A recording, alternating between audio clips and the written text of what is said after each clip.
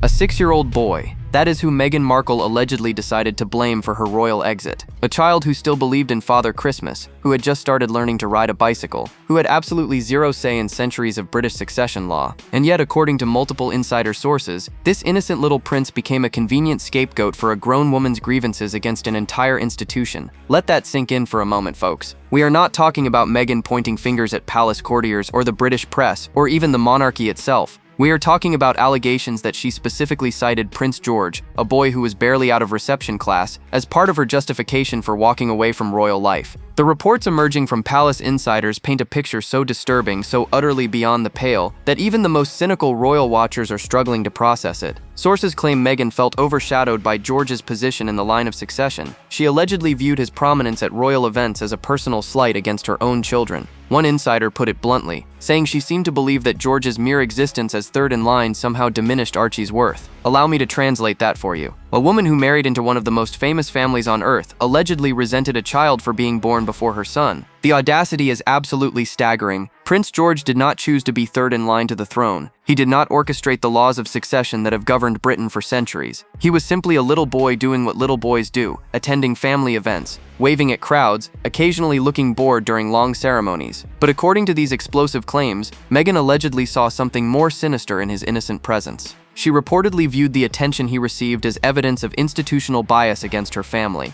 Royal commentators are calling this the most disturbing accusation yet to emerge from the Sussex saga. And honestly, they are not exaggerating. We have heard allegations about racism, about cold shoulders, about tabloid cruelty, but allegedly weaponizing a child, using a young boy as justification for adult decisions and grievances, represents a new low that even seasoned palace observers did not see coming. The question that keeps circling through royal circles is devastatingly simple. What kind of person looks at a kindergartner and sees an enemy? But what has been revealed so far is merely scratching the surface, because the full scope of what Meghan allegedly said behind closed doors will leave you absolutely stunned. The timeline of these allegations stretches back further than most people realize, simmering beneath the surface of the Sussex narrative since at least 2020. While the world focused on their dramatic exit interview with Oprah, palace insiders were grappling with private complaints that painted a very different picture of Meghan's grievances. These were not concerns about media intrusion or security threats. According to sources, these were pointed criticisms directed at the royal hierarchy itself, specifically at where her children would rank compared to William and Kate's offspring. The context is crucial here. When Archie was born in May 2019, he did not automatically receive a prince title. This was not some deliberate snub cooked up by vindictive courtiers. It was simply the application of rules established by King George V in 1917, rules that existed decades before Meghan Markle was even born. But insiders claim Meghan viewed this as a personal attack, evidence that the institution was deliberately diminishing her son, and who became the symbol of everything her children allegedly could not have. Prince George, the smiling boy who already had his title, his security detail, his balcony appearances. Sources close to the situation reveal that Meghan's frustration built steadily throughout 2019 and into early 2020. One insider described it as an obsession with comparative treatment. Every photo of George at an official event allegedly became evidence of unfairness. Every mention of his future role as king allegedly reinforced her belief that Archie would always be second class. Let me be brutally honest here. We are talking about a woman allegedly keeping score against a child who was learning to write his own name. Royal commentators have not held back in their assessment of these allegations. One prominent analyst called it beyond comprehension that anyone would frame their grievances around a young boy's existence. Another described the claims as desperate deflection dressed up as institutional critique.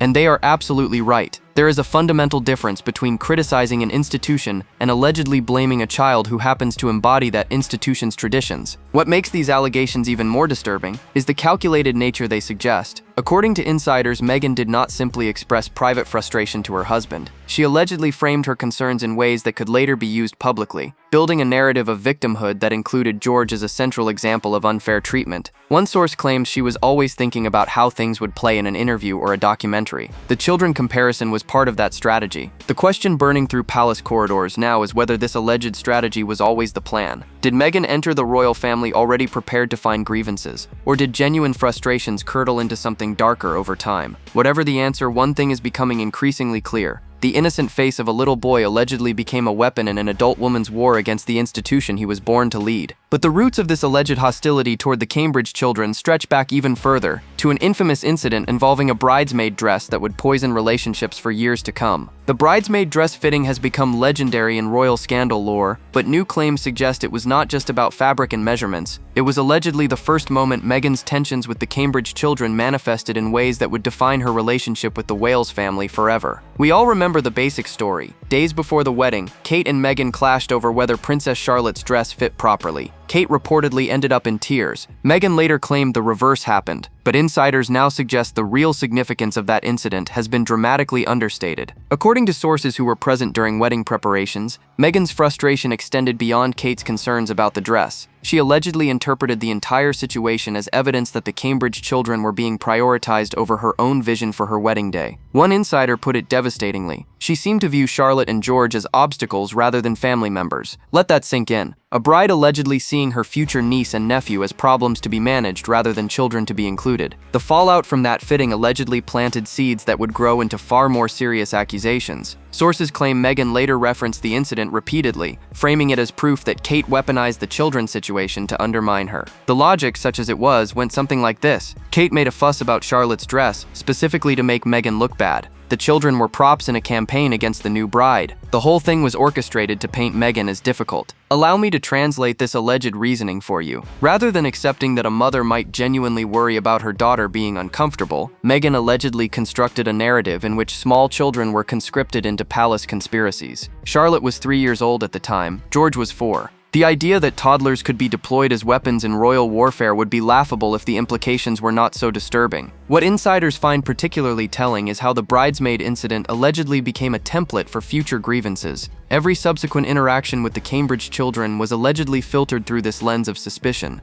George receiving attention at Christmas gatherings was not a grandson visiting his grandparents. It was evidence of favoritism. Charlotte appearing on the palace balcony was not a little girl waving at crowds. It was a deliberate reminder that Meghan's children would never receive the same treatment. One royal source described it as exhausting trying to plan any family event. Every decision about which children would appear where allegedly became fraught with tension. Meghan reportedly monitored coverage of George and Charlotte obsessively, noting every photograph, every favorable headline, every moment of public adoration. The comparison machine allegedly never stopped running. But the dress drama was just the seed of something far more troubling, and what grew from it in the months before Megxit reveals a pattern of grievance that defies belief. Meghan allegedly told friends that Prince George being third in line to the throne meant her family would always be treated as second-class citizens within the monarchy. Let that framing wash over you for a moment. A woman who married a prince, lived in palace apartments, had staff at her disposal, and enjoyed worldwide fame allegedly positioned herself as somehow diminished because her children ranked below their cousins in a line of succession that stretches back centuries. The hierarchy complaint, as palace insiders have come to call it, allegedly formed the backbone of Meghan's private narrative about why the royal family was fundamentally unfair. Sources claim she expressed profound frustration that her biracial children would always rank below William and Kate's children in official standing. One insider paraphrased her alleged position this way. She believed the system was designed to make her family feel inferior, and George was the living embodiment of that system. Let me be brutally honest about what this allegation reveals. The line of succession is not a popularity contest. It is not a judgment on anyone's worth or value. It is simply the order in which people would ascend to the throne if circumstances required. The fact that George ranks above Archie is not a statement about which child is better. It is arithmetic. William is older than Harry. William's children come before Harry's children. This has been the rule since long before anyone currently alive was born. But according to sources, Meghan allegedly refused to accept this as neutral tradition. She reportedly framed George's position as evidence of institutional discrimination, as if the succession laws were specifically designed to diminish her family.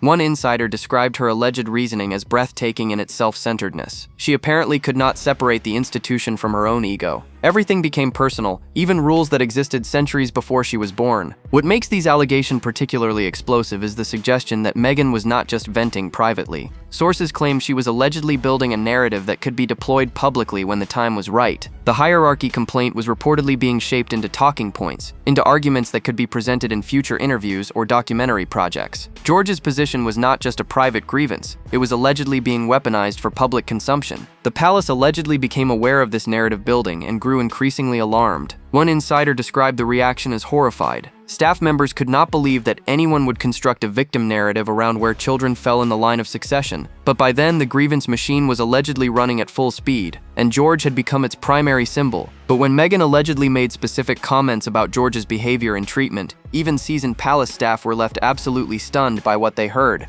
The specific allegations about what Meghan reportedly said regarding Prince George have sent shockwaves through royal circles. According to multiple insiders, she allegedly made dismissive comments that went far beyond criticizing the institution. She reportedly targeted George himself, suggesting that he received preferential treatment while being, in her alleged words, just a child who threw tantrums. The palace staff reaction when these alleged comments circulated was one of complete disbelief. One source who claims to have heard these remarks secondhand described them as shockingly personal. This was not criticism of royal protocols or media coverage. This was allegedly a grown woman speaking dismissively about a young boy's behavior and character. Another insider put it even more bluntly: "You do not talk about children that way. Any children, but especially not children who cannot defend themselves." The alleged comments reportedly included suggestions that George's prominent role at events was undeserved, that the attention he received was disproportionate to his importance, and that the palace prioritized his comfort over that of other family members, including Meghan herself. Let that sink in for a moment. A woman in her late 30s allegedly competing with a 6-year-old for attention and accommodation. What insiders find particularly disturbing is the alleged calculation behind these comments. Meghan reportedly did not say these things in moments of heated frustration. According to sources, she delivered them with cold assessment, as if she had carefully considered George's role and found him wanting. One staff member allegedly said it felt like she was building a case against a child. That phrase, "building a case against a child," has haunted palace corridors ever since. The contrast with how other royal family members spoke about the children allegedly could not have been starker. Everyone else adored George, Charlotte, and Louis. They were bright spots in a family dealing with constant public pressure. But according to these claims, Meghan allegedly viewed them differently. One insider described her alleged perspective as transactional. She reportedly saw the children not as family members to love and support, but as competitors for attention and resources. Royal commentators who have heard these allegations are struggling to find adequate words. One prominent analyst said she has covered royal scandals for 3 decades but has never encountered anything quite this disturbing. Another called it incomprehensible that anyone would allegedly target a child this way, and the consensus is unanimous. If these alleged comments were made, they represent a betrayal of basic family loyalty that goes beyond any institutional grievance. But the person who allegedly reacted most powerfully to these reported comments was Kate herself,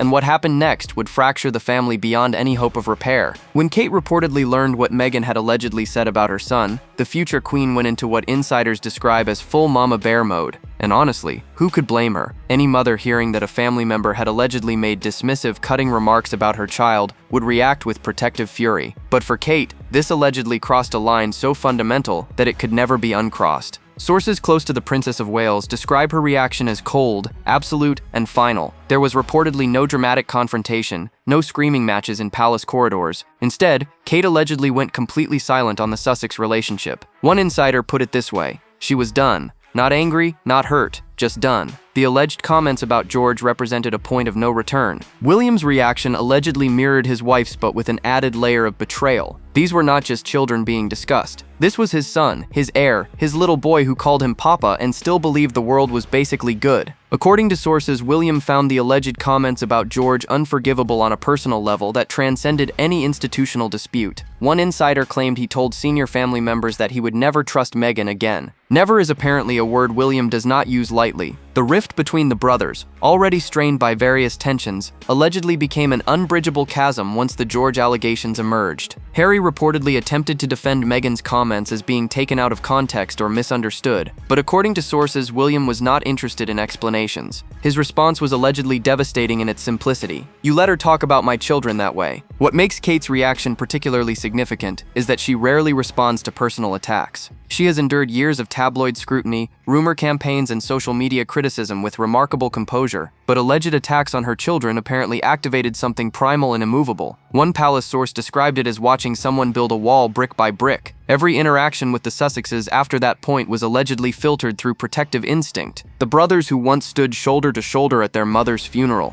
who promised to support each other through the unique pressures of royal life, were now reportedly unable to have a normal conversation. George, innocent of any wrongdoing, had allegedly become the fault line that shattered a family. But Meghan's alleged use of Prince George as justification for her royal exit goes even deeper than personal tensions, and what insiders reveal about her Megxit reasoning is absolutely breathtaking. The core of these devastating allegations is this: Meghan reportedly cited the allegedly unfair treatment of Archie compared to George as proof that the royal family was institutionally biased against her. She allegedly framed George's prominence at official events, his security arrangements, his titles, and his media coverage as evidence that the palace had marked her family for diminished status. In other words, a child's birthright became her justification for walking away from royal duty. Let me be absolutely clear about how unprecedented this allegedly is. Royal spouses have left before. Diana struggled famously with palace life. Sarah Ferguson had a turbulent relationship with the institution, but no one in modern royal history has allegedly used a child as their exit excuse. Sources describe the palace reaction when this reasoning became clear as one of stunned disbelief. One insider said simply, "We had no template for this. No one had ever weaponized a child's existence before." The alleged logic Meghan employed reportedly went something like this. George's treatment proved the institution was unfair.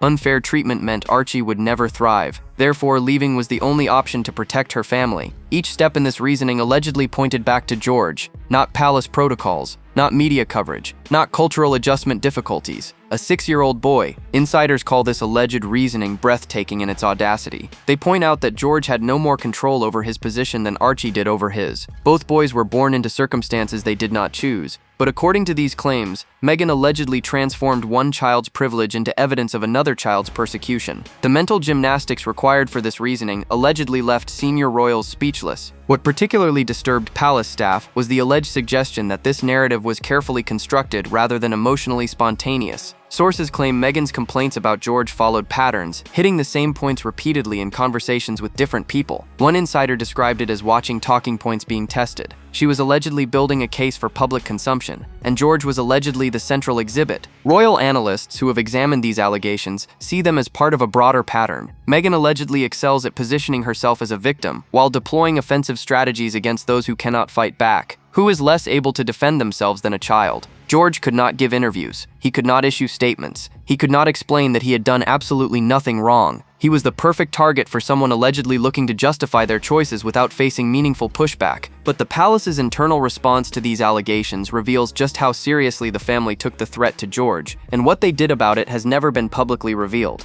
Until now. Palace insiders are finally breaking their silence about how senior royals responded when they learned Prince George was allegedly being used as a scapegoat for Megxit. The reaction was not defensive press releases or public rebuttals. It was quiet, systematic, and absolutely furious. Staff members reportedly called the Sussex approach one big epic tantrum disguised as legitimate grievance. They pointed out that nothing Meghan allegedly complained about regarding George was based on anything he had done. The child had not slighted her. He had not excluded her. He had simply existed as third in line to the throne, a position he inherited by birth order that he would have had regardless of whether Meghan Markle ever met Prince Harry. The Queen, according to sources, was allegedly deeply saddened when she learned her great-grandson was being invoked as justification for the Sussex departure. Elizabeth had presided over decades of family drama, from her sister's complicated love life to Charles and Diana's explosive marriage to Andrew's ongoing scandals. But hearing that a child, her beloved George, was allegedly being blamed for adult decisions reportedly hit differently. One insider claimed she said something along the lines of, "George is blameless in all of this." Historical parallels are notably absent from royal records. Palace researchers reportedly could not find a single precedent for a royal spouse allegedly using a child family member as justification for their departure. Wallis Simpson blamed the establishment. Diana blamed Charles and Camilla. Sarah Ferguson blamed the pressure and her own mistakes. No one blamed a nephew or niece or cousin who had not even started primary school. What insiders find particularly galling is the alleged selectivity of Meghan's grievances. She reportedly complained about George's security detail while ignoring that such protection was necessary because of genuine threats against him.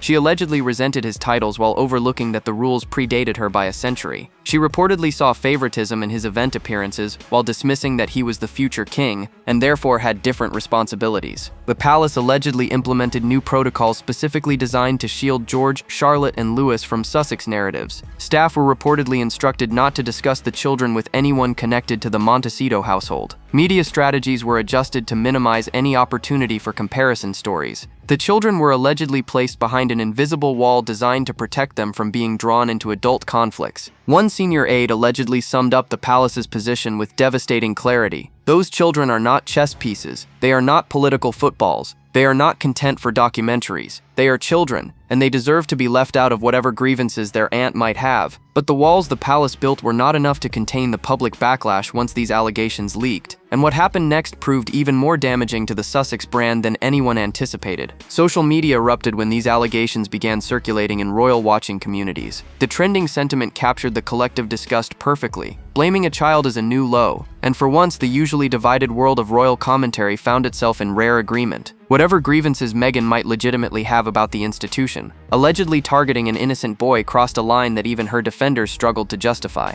Royal experts did not mince words in their assessments. One prominent commentator called the allegations desperate scapegoating of the most vulnerable kind. Another described it as shameful that anyone would allegedly drag a child into adult disputes. A third suggested that if these claims were accurate, they represented a fundamental misunderstanding of how families are supposed to function. Polling data allegedly showed measurable drops in public opinion of Meghan following reports about the George allegations. While American audiences had generally been more sympathetic to the Sussex narrative, even supportive demographics reportedly recoiled at the suggestion that a child was being used as a punching bag. One pollster noted that targeting children is universally unpopular, regardless of political affiliation or views on the monarchy. What struck observers as particularly significant was the reaction from Sussex supporters themselves. These are people who have defended Meghan through countless controversies, who have argued passionately that she was treated unfairly by the press and the palace. But many of them reportedly went quiet when the George allegations emerged. Some actively distanced themselves. One prominent Sussex fan account allegedly posted, "I cannot defend this if it is true. Children should always be off limits." The silence from Meghan's usual media allies was deafening. Friendly outlets that had previously amplified every Sussex grievance reportedly declined to cover these allegations in sympathetic terms. The handful that addressed the story at all did so with careful distancing language, neither confirming nor denying, neither defending nor attacking.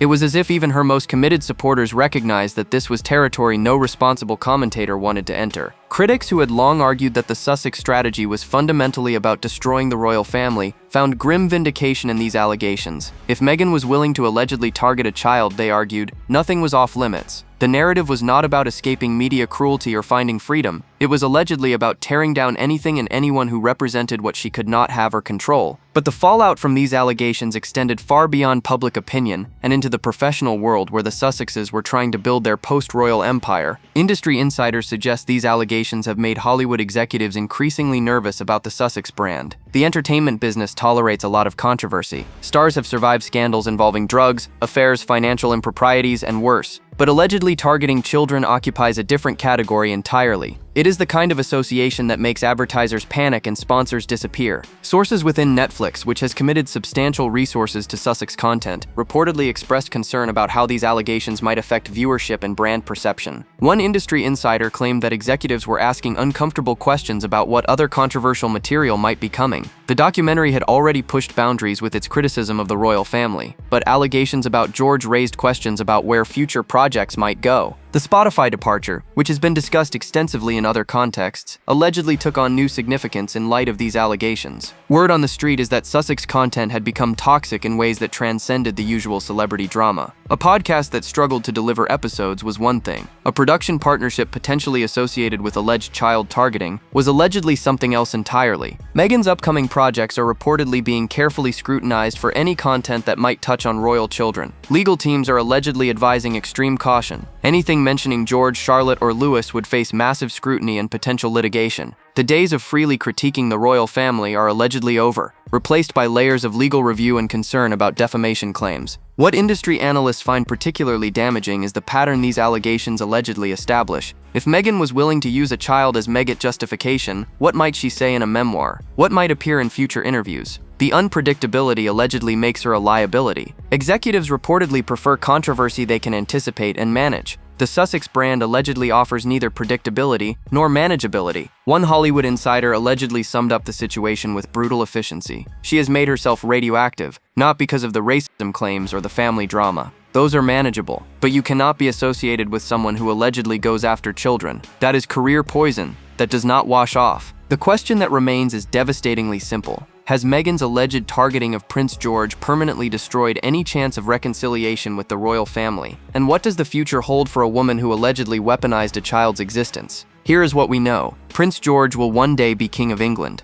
He will inherit not just the throne, but access to every document, every memo, every internal communication that the palace has preserved from this era, every allegedly dismissive comment, every reported complaint, every narrative allegedly constructed around his childhood existence. All of it will be available to him when he assumes his responsibilities. Let that sink in for a moment. Meghan Markle allegedly looked at a 6-year-old boy and saw not family, not an innocent child, but an obstacle to be overcome and a scapegoat to be blamed. If these allegations are accurate, She allegedly transformed a kindergartner into a symbol of everything she found wrong with the British monarchy. She reportedly complained about his titles, his security, his event appearances, his very existence in the line of succession. And she allegedly did all of this while presenting herself to the world as a victim of unfair treatment. The irony is staggering. Meghan allegedly accused the royal family of failing to protect her and her children while simultaneously, according to these claims, attacking her nephew in ways that no child should ever experience from family. She allegedly demanded sympathy for her own family's treatment, while allegedly showing none toward a little boy who had done absolutely nothing wrong. The reconciliation that some commentators still hopefully discuss appears further away than ever. Sources suggest William and Kate have made clear that there is no path back, while allegations about their children remain unaddressed and unapologized for. Harry allegedly finds himself caught between his wife's grievances and his brother's understandable fury. The family that once seemed so close has allegedly been shattered beyond any easy repair. Whatever the complete truth of these allegations, certain facts remain indisputable. Prince George will ascend to the throne someday. The Sussexes will remain in California,